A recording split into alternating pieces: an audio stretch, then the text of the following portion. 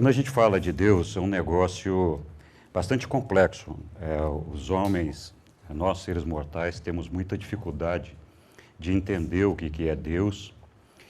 E se a gente fosse fazer uma pesquisa aqui, nós íamos ter dezenas de respostas, algumas coincidentes em alguns pontos, mas muitas provavelmente divagando sobre uma série de coisas que fica difícil da gente chegar num consenso do que realmente é Deus.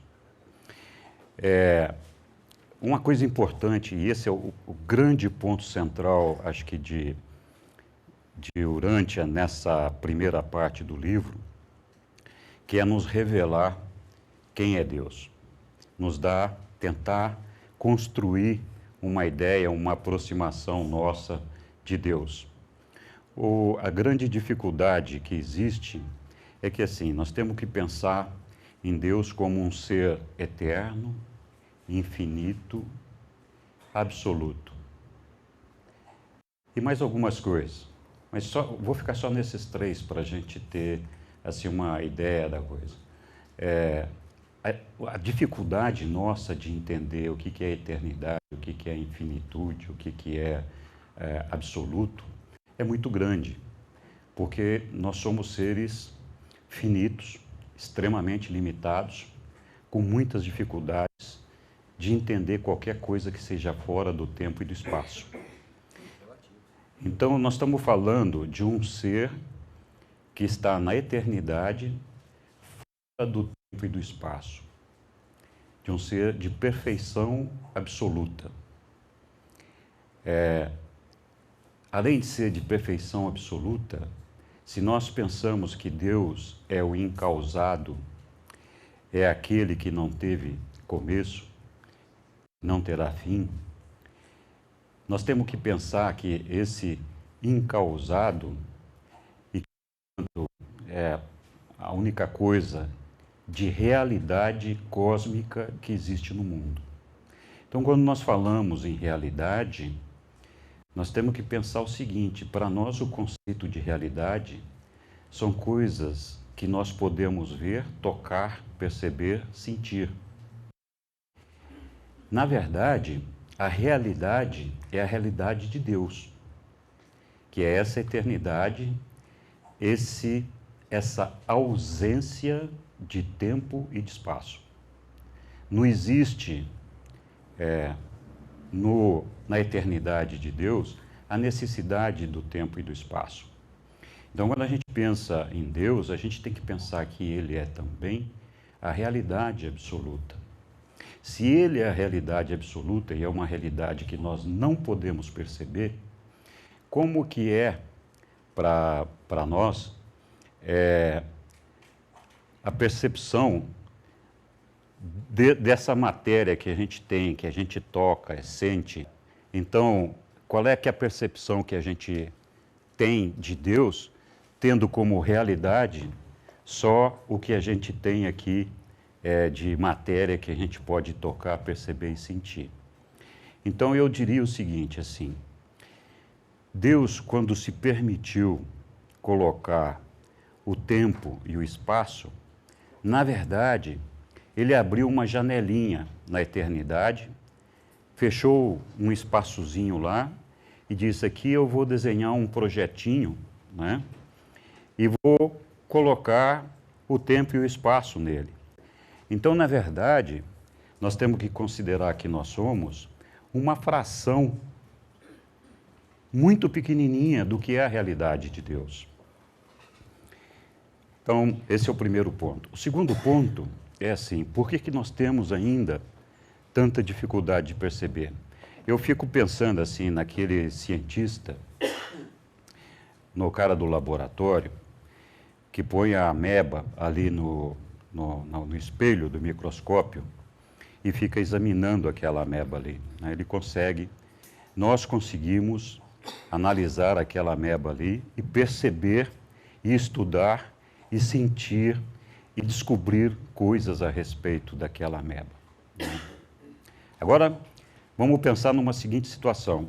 Nós fomos para o espelho e a ameba foi lá nos analisar. Então, não faz muito sentido para a gente que uma ameba estivesse nos analisando. Por quê? Porque ela é um ser inferior a nós, de uma realidade inferior à nossa, de uma percepção inferior à nossa. Então, a nossa dificuldade com relação a Deus é uma coisa muito parecida. Vamos dizer que a gente fosse esse cidadão que está aqui, né? E aí está lá Deus olhando a gente no microscópio, e a gente ali daquele espelhinho onde nós estamos posicionados, olhando de baixo para cima, e fala, putz, Zé, estou vendo alguma coisa lá. É o olhão de Deus, né? Ele fala, estou vendo uma coisa preta ali com um negócio e tal. É a realidade que nós conseguimos perceber de Deus. É muito difícil para nós entendermos Deus justamente por isso. A nossa realidade é a realidade da ameba em relação a nós e nós em relação a Deus. Então, significa o seguinte, eu falei daquela janelinha no tempo e no espaço que Deus abriu para construir na eternidade essa janelinha para a gente, e o que, na verdade, no momento em que Ele abriu aquela janelinha ali, é como se a gente tivesse um grande V, né, fechando um ângulo assim, então um funil. Nós estamos ali na ponta do funil, que é aquele vértice ali, aquele pontozinho de encontro, nós estamos ali. E Deus é esse espaço que está aqui em cima todo, e nós estamos querendo lá de baixo entender todo esse negócio que está aqui em cima, né? O nosso caminho ascendente é exatamente isso, essa mudança de realidades e de percepções no nosso crescimento. Então, à medida que a gente vem evoluindo daquele ponto para cima, nós vamos ampliando o nosso leque de percepções daquilo que está ficando para baixo. Até que nós chegamos, e nós vamos chegar lá, no nível onde está Deus. Então, nós conseguimos compreender melhor essa realidade de Deus quando a gente chega naquele nível onde Ele está. Dali para baixo a gente consegue compreender tudo. Então, é assim, a coisa o observador não pode ser a coisa observada. Mesmo nós, quando nós nos estudamos a nós mesmos, nós temos na linha horizontal uma sequência de coisas que nós vamos levar séculos, eternidades para descobrir. O que está acima de nós, então, fica quase impossível. Então, o plano de Deus, para esse livro de Urântia, quando ele apareceu, uma das razões que ele apareceu foi justamente isso, nos aproximar de Deus, fazer com que nós tivéssemos dentro das nossas limitações, uma percepção melhor de quem é Deus. E o livro faz isso muito bem, mas é claro, a gente é limitado. O livro também nos conta, por exemplo, que quando você está em Avona, que é um mundo perfeito, se a gente fosse para Avona, e alguém falou disso aqui com relação a Jerusalém, acho que foi o Neemias, a gente não conseguiria, com as nossas percepções, a nossa capacidade de percepção de realidades que nós temos hoje, nós não conseguiríamos perceber todas as realidades de Jerusalém, e menos ainda as de Avona, porque tem outros complicadores. Por exemplo, lá em Avona, eu não me lembro bem agora, se os seres lá têm 210 ou 270 sentidos. Nós temos aqui 5, né, e que combinados resultam em outros tantos, que agora inventaram que nós temos 21, então não sei se está certo, se é isso mesmo ou não. Mas como é que nós podemos perceber uma coisa que precisa de 270 sentidos para perceber, e nós só temos 5, né? Então, isso é para dar uma ideia das nossas limitações. E isso nos leva, então, a uma reflexão de que maneira o livro nos leva até Deus e por que nós existimos e o que aconteceu dentro da cabeça de Deus para que a gente viesse chegar nesse ponto aqui. Quando eu pergunto para as pessoas quem é uma referência para você do ponto de vista espiritual, quem você acha que é o ser a personalidade mais importante que te faz sentir, vibrar, palpitar e que te deixa o menor nível de dúvidas, a maioria de vocês com certeza vai responder que é Jesus Cristo. Não é verdade? E Jesus Cristo veio aqui e ele repetiu e falou muitas vezes, muitas palavras. Ele repetiu centenas de vezes algumas palavras e algumas frases que a gente lê e a gente não consegue decifrar o sentido ou não quer aceitar o sentido exato, né? Então, Jesus fala assim: eu sou o caminho, a verdade e a vida. Então, eu sou o caminho, a gente tem que parar para refletir um pouquinho o que quer dizer esse eu sou o caminho. O livro de Urântia, ele descreve esse caminho, onde a personalidade de Jesus é a pessoa central desse caminho, na primeira fase do nosso processo de desenvolvimento espiritual. Depois ele fala a verdade, a verdade está vinculada àquela questão da realidade. A nossa realidade é uma fantasia. O mundo material, ele é mutável, ele é finito, tem prazo de validade e não é perfeito. Ele está sempre se modificando, sempre em evolução. Então, quando a gente fica só no mundo material, nós estamos fora da realidade, fora da verdade, porque a verdade é o que está na realidade. Não existe verdade fora da realidade. Isso quer dizer o seguinte: daqui até chegar lá, nós vamos ter uma progressão de percepções de realidade à medida que a gente for crescendo, que é muito diferente. Então, esse eu sou caminho, a verdade é isso. Olhe para mim, acredite naquilo que eu estou te falando. Você não consegue perceber ainda, você não tem ideia do que eu estou te falando, mas acredite, eu sou a verdade, né? E eu sou a vida. Então, quando Jesus fala da vida, qual é o significado dele? Fala, eu sou a vida, né? Tem uma outra frase dele, que é essa aqui, também todos nós conhecemos. Eu sou a ressurreição e a vida. Aquele que crer em mim, embora morra, ainda viverá. Em verdade, todo aquele que viver e acreditar em mim, nunca morrerá. Então, quando a gente para pensar nisso, Jesus está falando da vida eterna, não é verdade? Ele primeiro reconhece que o ser mortal morre, termina, acaba, mas ele está dizendo que nós não somos só isso, que se nós acreditamos nele, se nós temos fé, se nós desejamos viver, ele é a nossa ressurreição, ele é a nossa eternidade, ele é a vida, nós não vamos acabar nunca.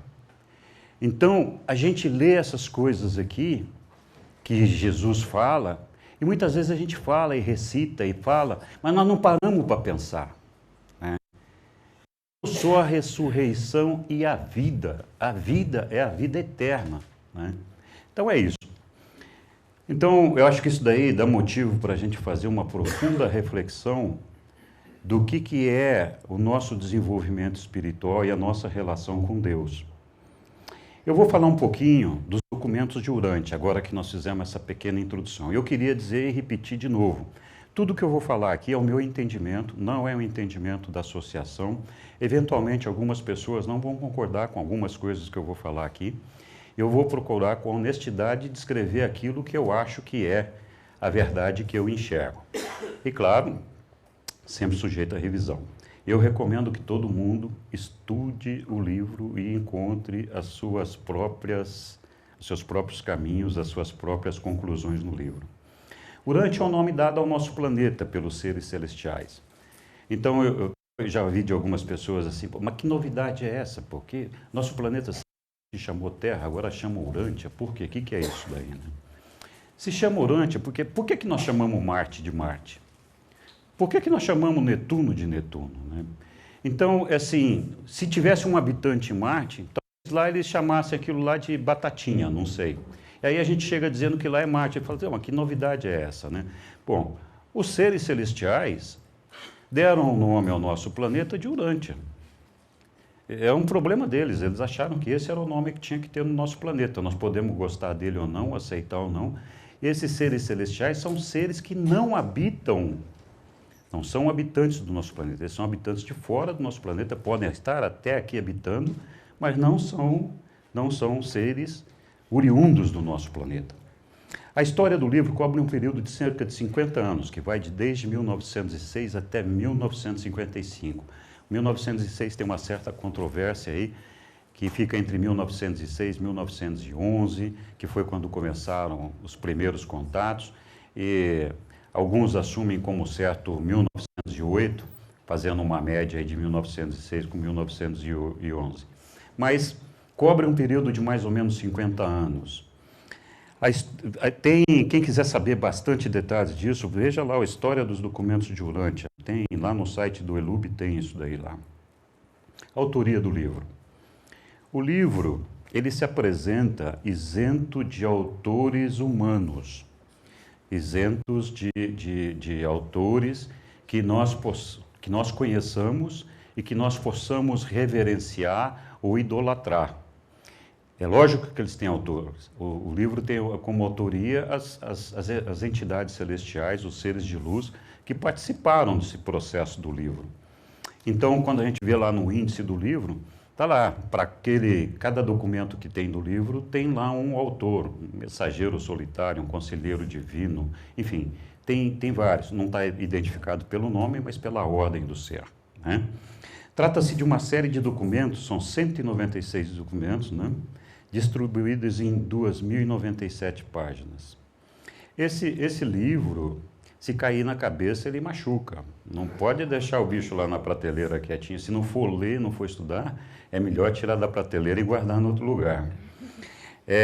Cada um discorre sobre um tema apresentado por algum ser divino ou de luz. Os autores nos instruem sobre a origem, história e destino da humanidade e da nossa relação com Deus. Eles também apresentam um retrato único, convincente da vida dos ensinamentos de Jesus. Abrem novos horizontes de tempo e eternidade. Eu comecei falando disso aqui. Então, a nossa percepção de tempo e eternidade é que é uma coisa muito falha. Nós ficamos pensando o que pode ser a eternidade e a gente não tem a menor ideia do que é isso. Mas a verdade é que essa vida que nós estamos vivendo aqui, que é extremamente importante para nós, para acedermos ao próximo passo, nós já falamos disso aqui agora há pouco, tem aspectos interessantes. Nós vamos nos lembrar de muita pouca coisa dessa vida aqui à medida que a gente for avançando na eternidade. Nós vamos lembrar dos valores. Hoje a gente tem uma sensação de que a nossa vida de misérias e de dificuldades e os problemas, que é um tormento, etc., eu queria fazer uma brincadeira aqui com vocês. Eu acho que aconteceu com todos vocês a mesma coisa que já aconteceu comigo. De quantas vezes, talvez semana sim, semana não, nós nos afligimos com uma situação onde nós entramos em desespero, onde nós rezamos a Deus prometendo mudar isso, mudar aquilo, que esse negócio não pode ser assim, eu preciso arranjar uma solução para isso, uma solução, me ajuda a resolver esse problema. Quantas vezes a gente perdeu o sono, ficou doente por problemas e tal. Eu tenho certeza que todos nós nos lembramos que isso aconteceu uma quantidade enorme de vezes nas nossas vidas. Agora eu vou pedir para vocês pensarem por um minuto só de quantas dessas vezes vocês se lembram efetivamente qual é que era o problema. Então talvez a gente se lembre de 1, 2, talvez 3 casos que marcaram definitivamente a nossa vida. Mas aquela outra centena de problemas que parecia que a nossa vida ia acabar, elas desapareceram, a gente não consegue se lembrar mais delas. Então elas tiveram um propósito de nos fazer crescer de alguma forma, né? E esse é o segredo. E é isso que o livro vem nos ensinar, de ganhar o equilíbrio para ganhar a eternidade. Nós temos uma eternidade na nossa frente que tem que ser construída de valores, de coisas das quais nós não vamos nos esquecer, de coisas das quais nós vamos adicionar no nosso carrinho de compras E quando a gente chegar na presença do Cristo Micael lá, e ele disser, bom, me mostra aí o que você fez de bom, né? Eu queria estar levando uns 10 carrinhos de compra, 10 não, uns 100, talvez uns 1000, dizendo aqui, ó, eu fiz tudo isso aqui de bom, né? Vai ser duro chegar lá de mão abanando, ter alguma coisa para mostrar pelo menos, né?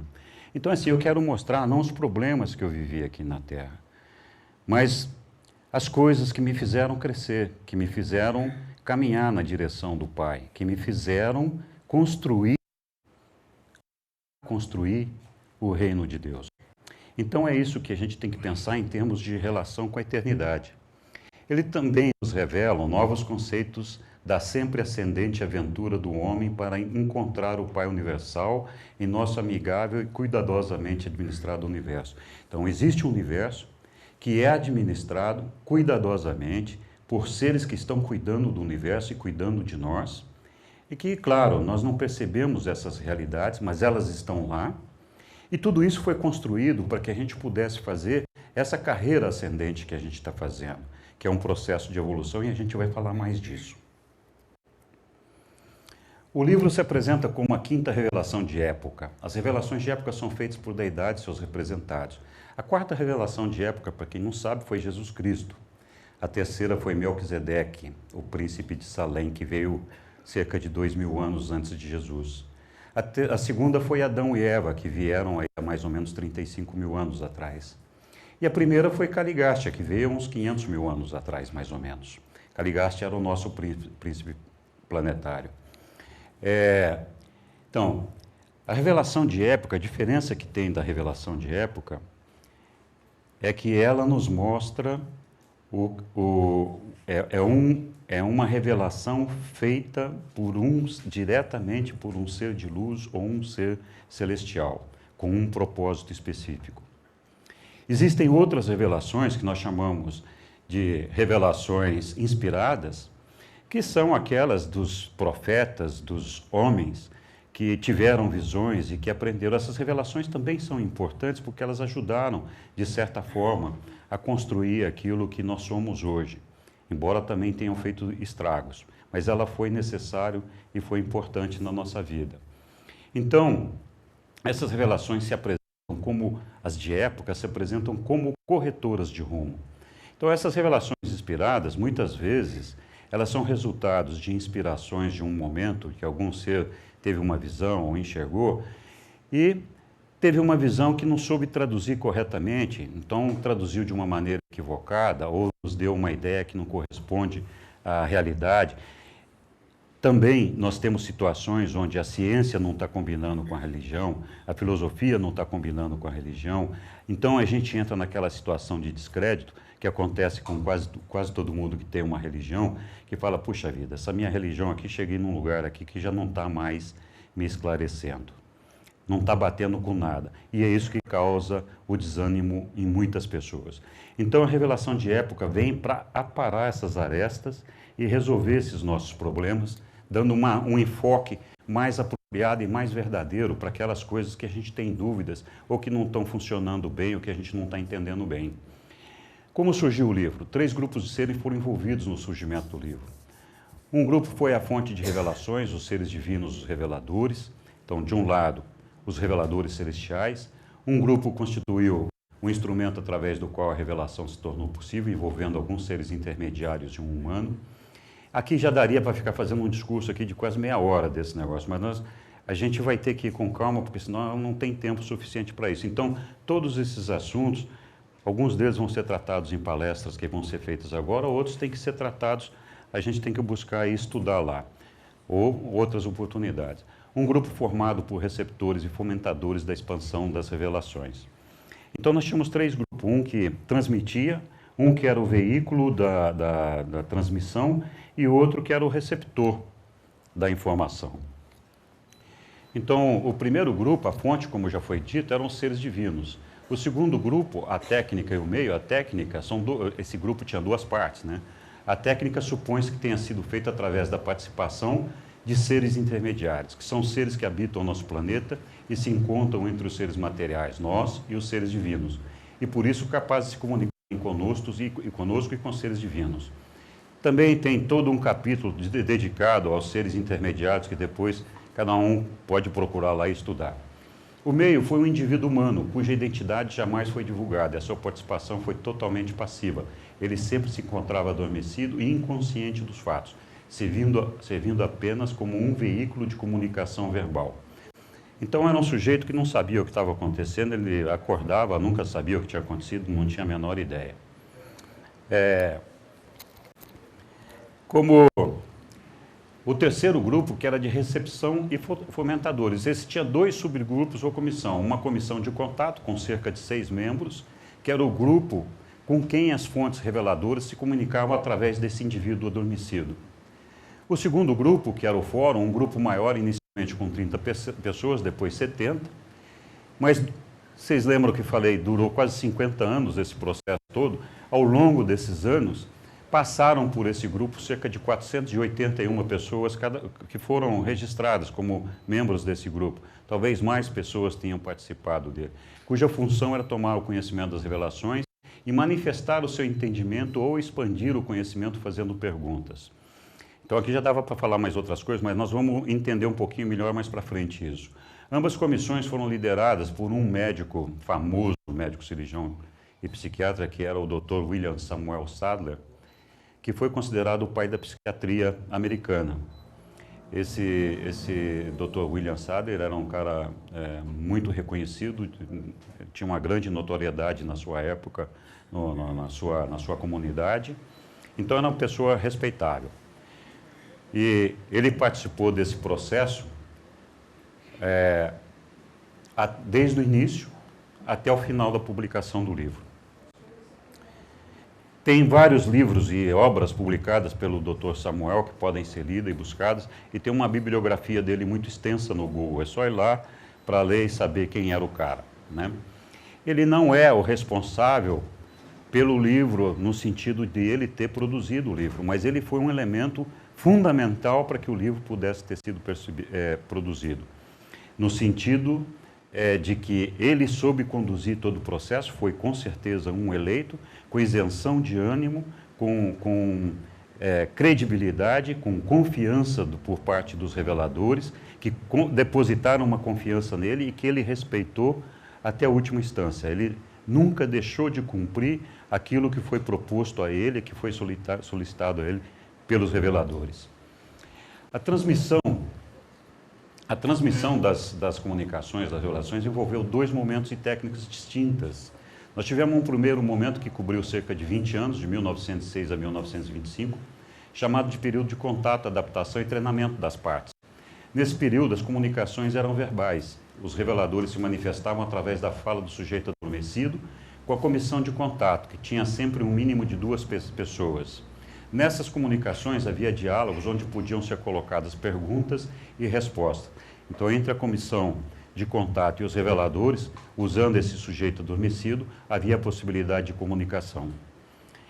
Muito bem, depois desse período de adaptação, de conhecimento, de troca de informações, de experiências, etc., houveram cerca de 250 sessões dessas, começou um segundo momento, que foi a partir de 1920, que começaram a aparecer as revelações escritas. Como se deu isso? O primeiro aparecimento de documentos tinha cerca de 500 páginas. A comissão de contato foi instruída para datilografar os manuscritos, porque essas 500 páginas estavam manuscritas, e mantê-los em segredo, exceto para o fórum, até que o livro fosse publicado. Então, não quero entrar muito no detalhe da maneira como foi feito esse negócio, mas os documentos simplesmente apareciam escritos à mão, assim, de hoje para amanhã aparecia uma pilha de documentos ali naquela mesa. Isso é o que nos conta o negócio. E era sempre escrito à mão. Fizeram um esforço enorme para provar que era o sujeito adormecido que escrevia aquilo ali. Não, todas as conclusões, todos os estudos é de que ele não estava envolvido nisso daí. Então, esses documentos, esses manuscritos, depois de datilografados, os manuscritos misteriosamente desapareciam. Eu não vou entrar em muito detalhe desse negócio, porque dá para ler toda a história depois com mais calma, quem quiser ver. O fórum fazia comentários e novas perguntas cada vez que estudava aqueles documentos foram produzidos, motivando os reveladores a expandir os textos ou incluir a produção de novos documentos. Esse processo demorou até 1934, 35, quando os títulos 1, 2, 3 do livro foram completados. O título 4 foi apresentado de uma só vez em 1935. O título 4 é da parte que fala de Jesus, que é a parte mais extensa, tem quase 800 páginas do livro, e foi apresentado em 1935 de uma só vez. O processo de revisão se estendeu até 1942, quando o livro foi considerado terminado e as revelações completadas. O livro foi finalmente publicado em 1955. Tem muitas histórias e muita coisa interessante sobre isso daí. Não vale aqui entrar no mérito de se isso é verdade ou é mentira ou é uma fantasia.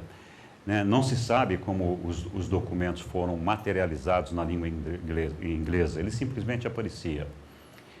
A forma do surgimento do livro, como não poderia deixar de ser, suscita dúvidas e questionamentos a favor ou contra. Não há evidências nem de um lado nem do outro e nem poderia haver. Porque é aquela história, né? Se acredita em Deus ou não acredita. Então, mas tem coisas interessantes. Eu estava conversando com uma pessoa e nós estávamos falando sobre o livro de Urântia. E o cara foi assim, bem refratário, não quis saber a história. E aí, não, obrigado. Aí essa pessoa, depois começou a me contar alguns problemas, e uma outra pessoa que estava escutando falou assim, sabe o que você faz? Bota um pote de sal grosso lá na tua mesa, no escritório, que tudo isso aí vai passar. É mesmo? É? Então eu vou botar. Então assim, a pessoa estava refratária a ouvir falar do livro, mas acreditou que o pote de sal grosso em cima da mesa ia resolver o problema da vida dela. Então é uma questão de crença, né? Não tem o que fazer. Né? Ok. Os documentos de Urântia nos dizem que uma de Deus reside em cada mortal normal e moralmente consciente, e esse fragmento divino, de alguma forma, participou da materialização dos documentos. Então, nós estamos falando do ajustador do pensamento aqui, nós vamos ter uma palestra sobre isso, espero que isso ajude a esclarecer um pouco também essa questão.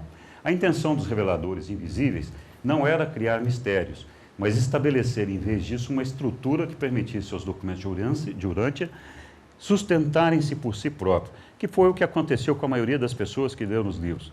Fala assim, bom, eu não sei se essa história é verdadeira, mas você lê o livro e você fala, cara, faz sentido para mim esse negócio. Está aqui alinhado, é um negócio que para mim tem lógica e faz sentido. Então, pronto. E se é verdadeiro ou não, tanto faz. Os autores do livro de Urântia não escrevem ou defendem uma nova religião. Né? Eles apoiam-se na herança religiosa do passado e do presente, incentivando uma religião pessoal viva, baseada na fé e no serviço aos seus semelhantes.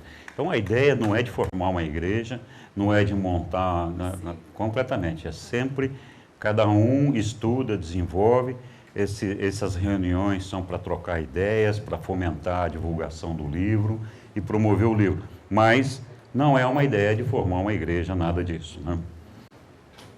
O livro de Urântia, ele combina ciência, nós vimos hoje de manhã quanta ciência tem no livro de Urântia, filosofia, história e religião.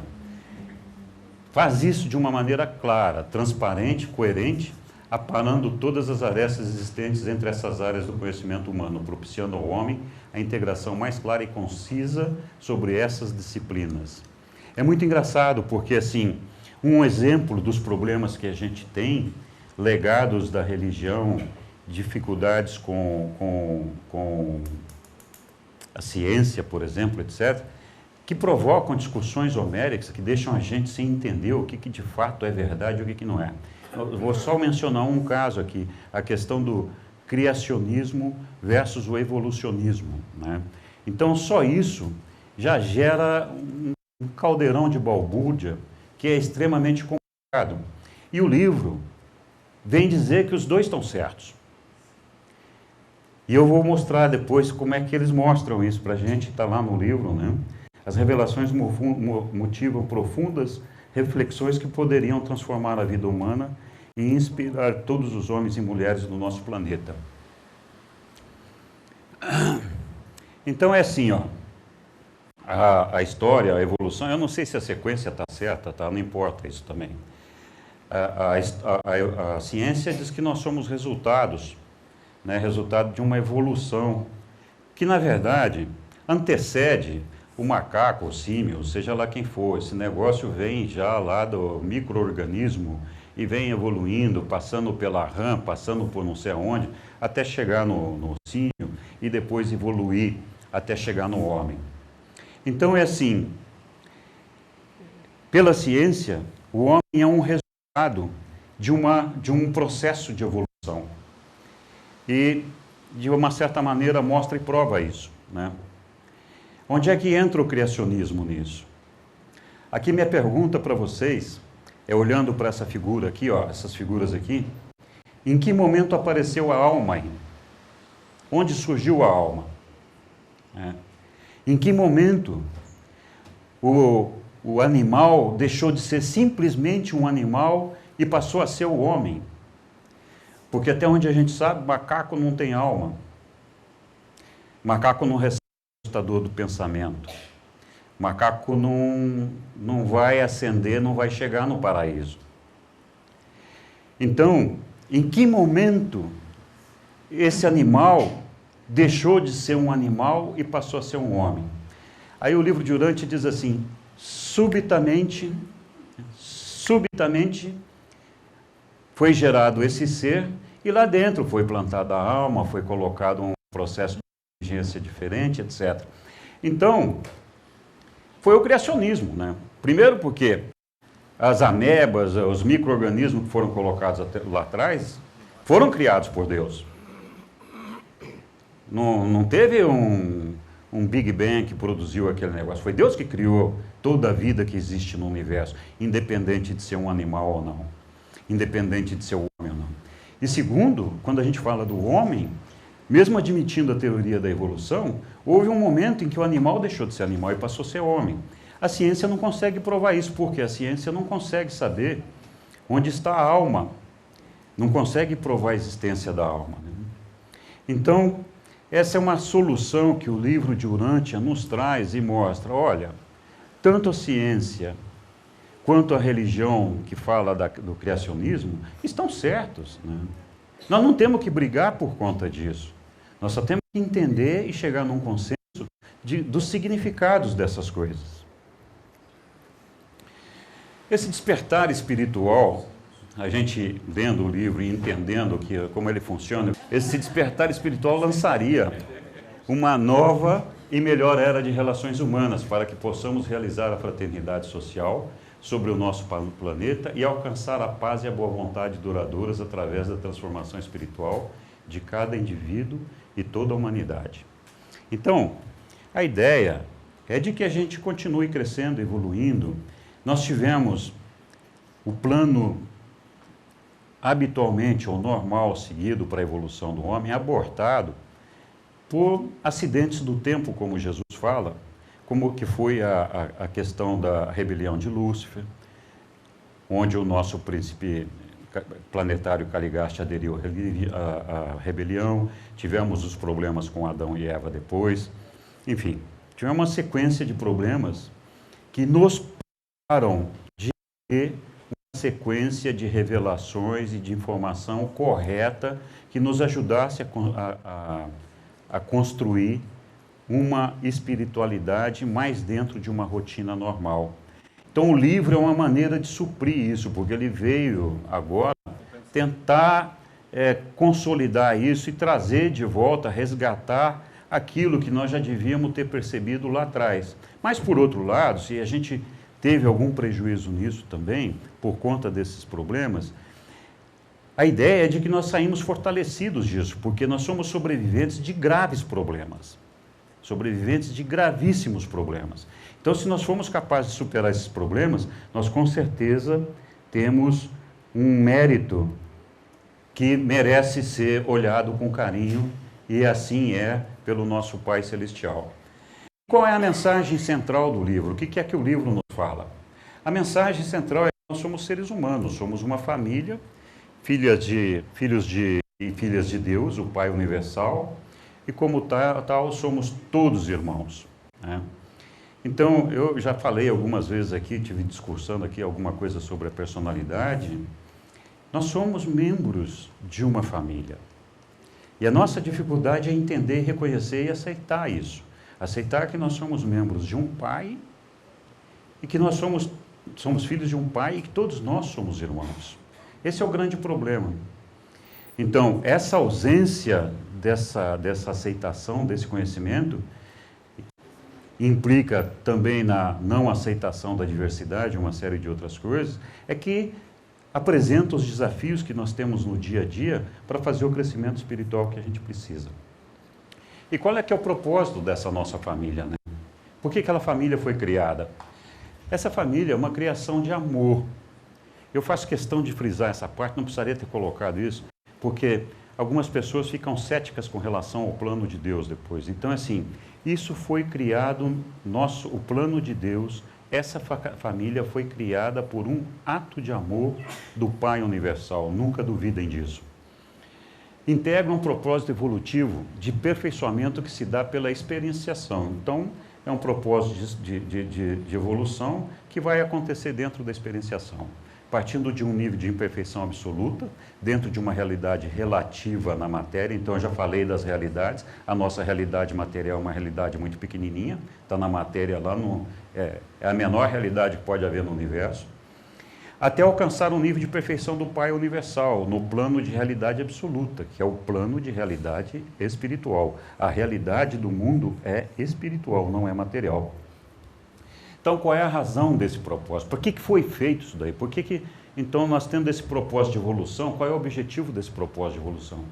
Esse propósito tem como meta a expansão experiencial das deidades, juntamente com a criação de uma miríade de seres perfeccionados que integrarão os infinitos planos de criação do Pai Universal, os quais demandarão esses seres perfeccionados.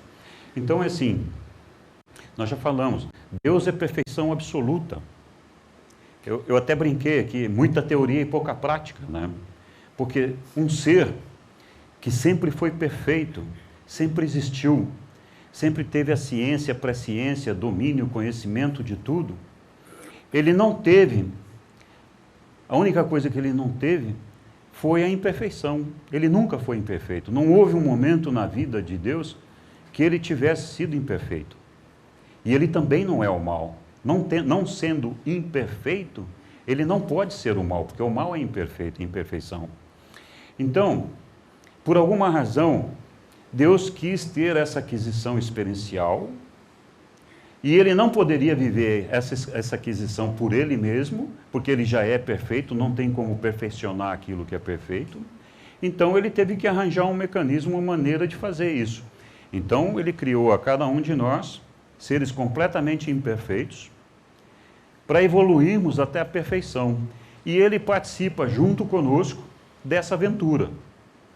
E ele tem grandes planos e nos reserva grandes planos, com certeza, dentro desses planos que ainda não estão revelados para nós, mas onde nós teremos uma participação importantíssima nesses planos de Deus. Por quê? Somos seres que vamos ser perfeccionados e provados dentro da dualidade. Então, com esse espírito, quando houve a rebelião de Lúcifer, por exemplo, houve um monte de caídos, a maior parte deles todos seres de luz. Dos seres mortais que já haviam ressuscitado a partir das monôncias, que estiveram aqui, inclusive alguns de volta que vieram de outros planetas participar junto com o príncipe Caligasta para fazer o início do trabalho espiritual na Terra, não se perdeu nenhum. Todos os seres mortais que estavam em evolução, nenhum deles foi perdido. E os seres de luz, muitos deles se perderam. Ok. Então, nesse sentido, perfeccionado, de repente, nos dá uma defesa, uma condição que a gente não tem se a gente é criado perfeito. Poderia falar disso durante bastante tempo também, mas vamos adiante. O livro de Urantia descreve minuciosamente o plano evolutivo de Deus. Ele nos revela Deus e seus coligados, as deidades, e uma vasta hoste de seres descendentes e ascendentes, como foram criados e por quê. Os seres ascendentes somos principalmente nós, tem outros, mas principalmente nós. Os seres descendentes são aqueles que vêm descendo desde a divindade absoluta lá, até chegar nos anjos e outras coisas que nos ajudam aqui na Terra. Descreve os espaços os universos perfeitos e em evolução e de como foram criados e por quê. Nós vamos ter uma palestra sobre isso. Descreve o nosso universo local e toda a sua estrutura, de quem o criou, como, quando e porquê. Descreve o nosso planeta Urântia, de como ele foi criado. Então, como a Terra nasceu, como ela surgiu, como e quando ela evoluiu, de que maneira a vida foi criada e desenvolvida no nosso planetinha. Tudo isso está no livro. O livro de Urântia descreve minuciosamente, ainda, nos revela como o plano traçado para nós sofreu a interferência de todos os detalhes da rebelião de Lúcifer. Então, que consequências nós tivemos disso? Revela a criação do homem em Urântia e toda a evolução da humanidade até os dias atuais. Conta os propósitos e descreve os detalhes da vinda e vida de Adão e Eva ao nosso planeta. Retrata a vida e os ensinamentos de Jesus com detalhes de uma maneira surpreendente e convincente. Não existe nenhum relato no mundo da vida de Jesus mais completo, mais amplo e mais abrangente do que aquele que está no livro de Urântia. Não tem nenhuma história parecida com aquela que está lá. Revela passo a passo como podemos alcançar o Pai e a vida eterna. Então, todos esses temas que estão relacionados ao plano de Deus, está claramente identificado lá. Então, por que que vamos recapitular aqui rapidamente, por que que o eterno infinito Deus, né, que é o eterno infinito, criou o finito, que somos nós e todo esse mundo que a gente habita aqui? Então vamos lá, nada em níveis não existenciais pode substituir a experiência. O que que é isso? Deus é um ser existencial. Como ser existencial, ele já veio, ele já sempre existiu com aquele conhecimento que ele já tem. Ele não precisa aprender nada, né? Já tem o conhecimento de tudo. A gente, quando precisa aprender alguma coisa, a gente tem que estudar, vai na prática, faz as experiências e vai aprendendo através das nossas experiências. Então, nós somos desprovidos do conhecimento e ganhamos esse conhecimento com a nossa experiência. Deus já tem o conhecimento, mas não tem a experiência. Então, se a gente sair fora do plano existencial, que é o plano de Deus, o nível absoluto, e partir para o mundo finito, que é o plano experiencial, nada pode substituir a experiência. Nós precisamos da experiência para chegar lá. O Deus infinito é repleto e completo, infinitamente inclusivo de todas as coisas, exceto do mal e da experiência evolutiva. Eu já falei disso. Deus não pode fazer errado, ele é infalível, não pode experimentalmente conhecer aquilo que ele jamais experienciou pessoalmente. Então, de novo a brincadeira, muita teoria, pouca prática, né? O pré-conhecimento de Deus é existencial. Então, também já falamos disso. É por isso, justamente por isso, com o desejo de ter essa experiência, de criar esses seres fortalecidos nesse processo de evolução, o Pai desce do paraíso para participar da experiência de plena boa-fé, junto com os mortais finitos, na carreira ascendente evolutiva.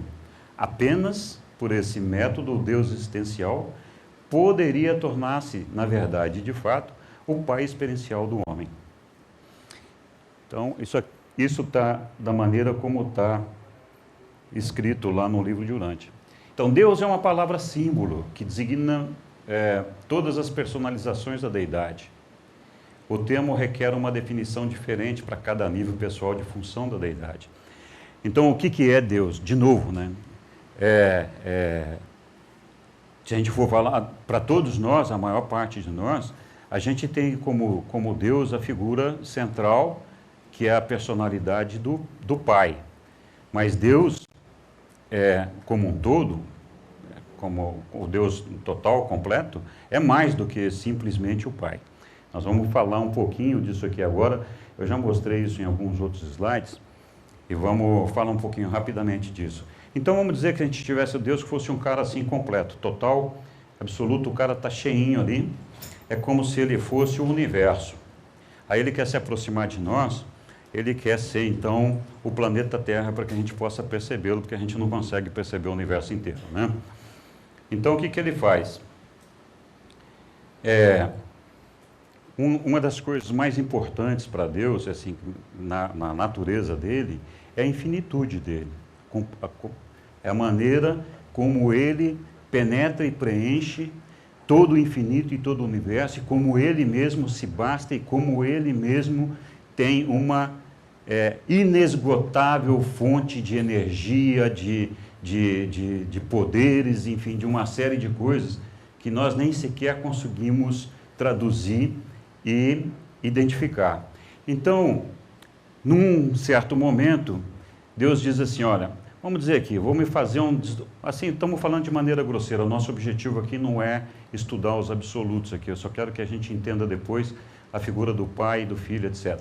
Mas ele então diz, olha, vamos me desdobrar aqui, eu vou abrir lá, para poder fazer com que o homem me conheça, eu faço o absoluto inqualificável, que representa toda a minha infinitude, toda a minha eternidade, toda a minha energia, toda a minha capacidade infinita, tudo aquilo que basta de mim mesmo.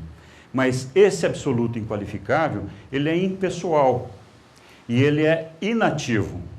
Então ele seja assim, embora seja uma infinitude, cheio de si mesmo, tudo, não acontece nada por ele mesmo. Precisa que alguém coloque em ação essa infinitude dele, essas energias dele. Então, assim,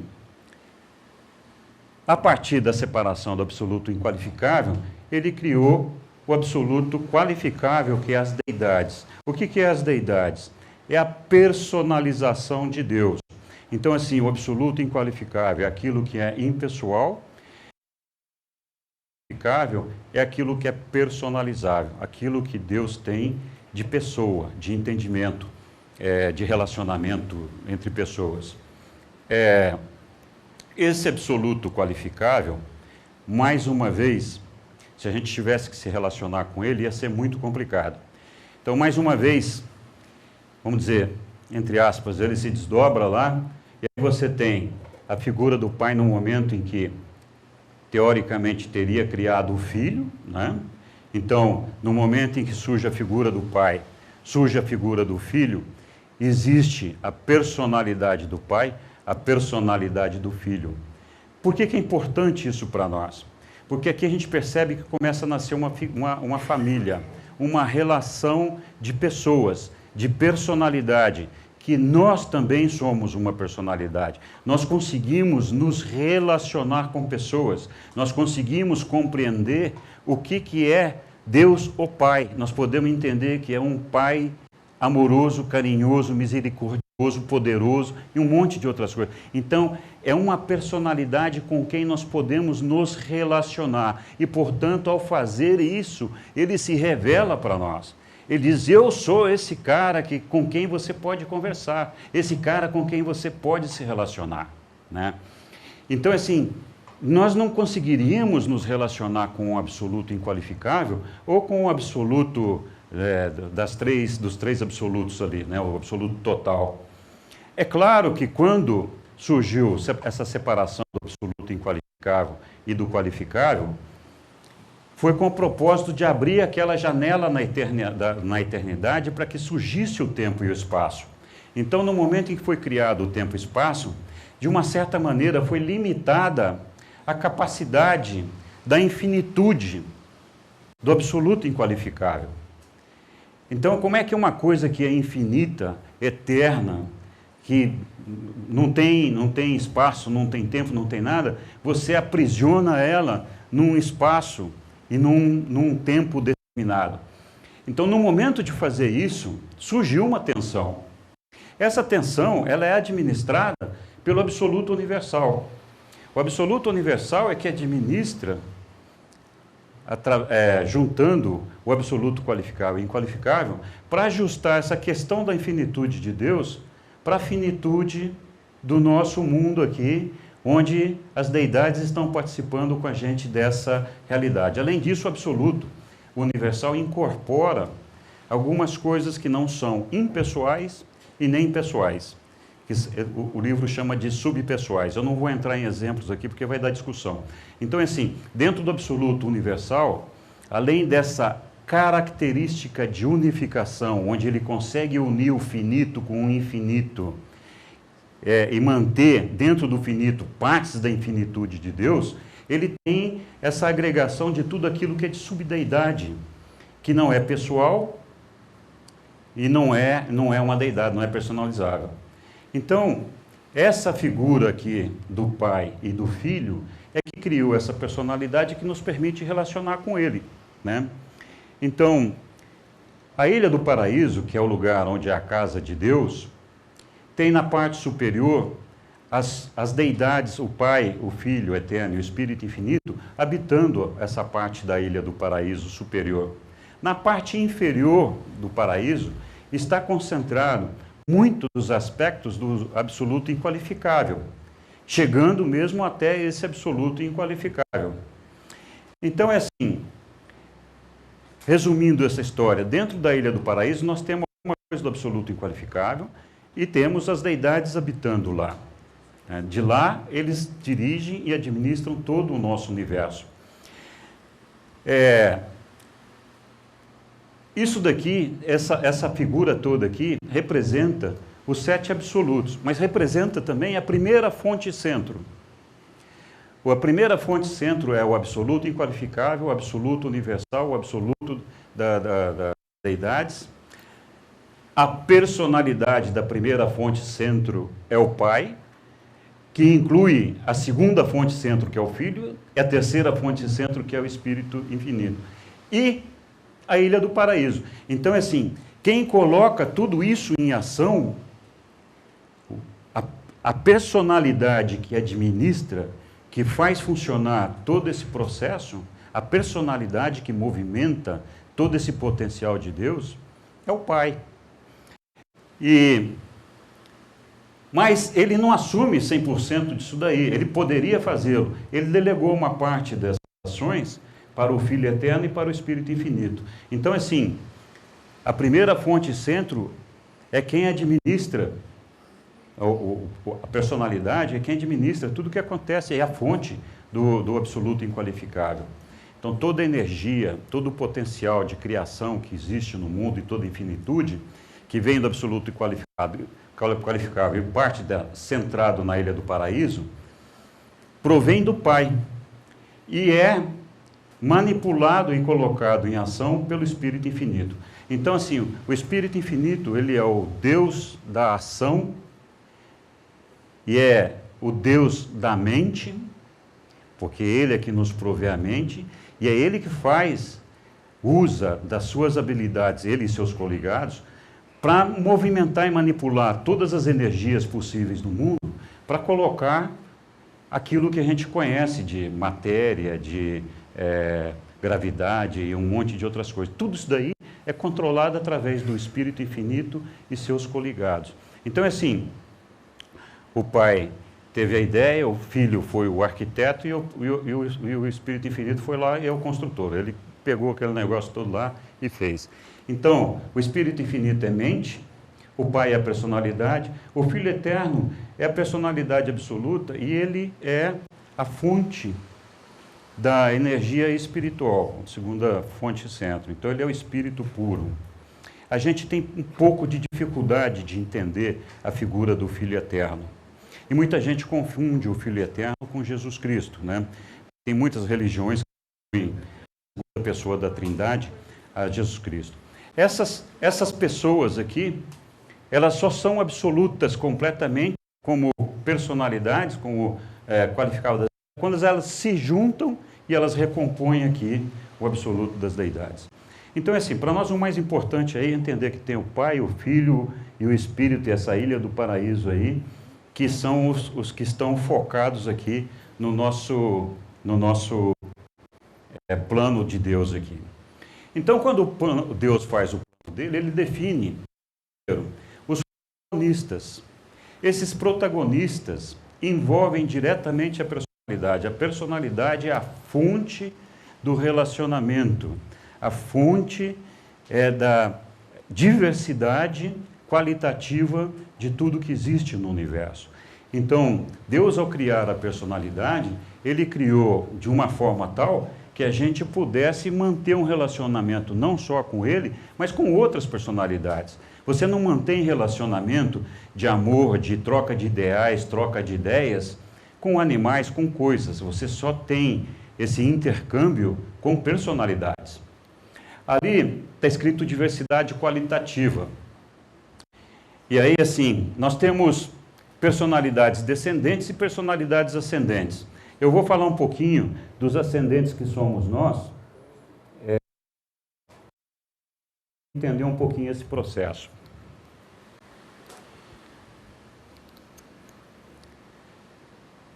Então, Deus bolou a criatura que somos nós, e a primeira coisa que Ele deu para a gente foi um corpo, que é uma energia viva.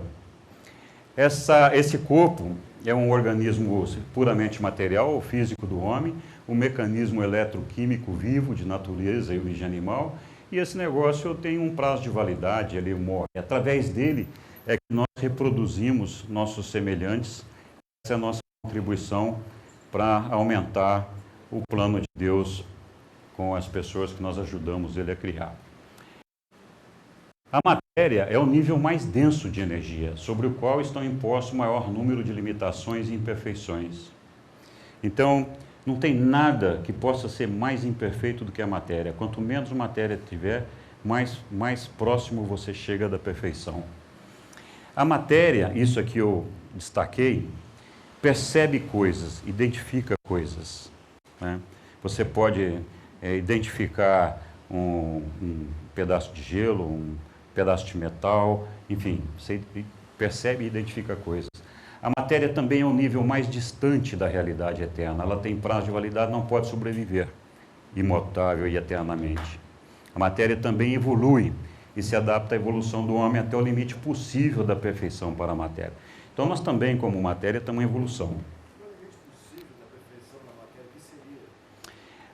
O limite possível de perfeição da matéria é o limite exaurido de que você pudesse melhorar até aquela matéria, onde ela pudesse atingir o potencial máximo dela.